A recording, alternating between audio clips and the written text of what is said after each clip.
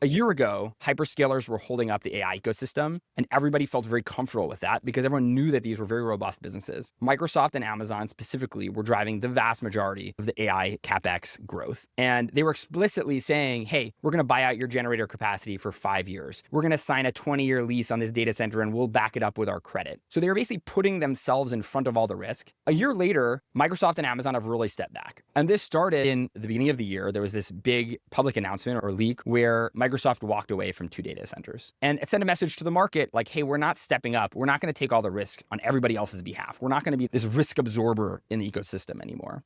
And then what happened later this year is Oracle obviously stepped up and took on a huge amount of the compute demand. And CoreWeave has really stepped up and taken on a huge amount of the compute demand. And so you have this shift from Microsoft and Amazon to Oracle and CoreWeave. And then the second order effect of that is that Oracle and CoreWeave are a lot smaller than Microsoft and Amazon. They simply can't absorb as much risk as Microsoft and Amazon could. And so the chip companies are now stepping up and saying, okay, we'll absorb some of the risk. We'll put in the capital to finance this build out where the demand on the other side is not so clear, because the chip companies also get to book this as revenue. So their cost of capital is very low. One might even say their cost of capital is negative in some of these deals. And so it's the cheapest capital available. And so moving from expensive capital from these big tech companies to cheaper capital from the chip companies themselves who get to benefit from circularity, I think that's probably been the biggest change in the last 12 months in AI.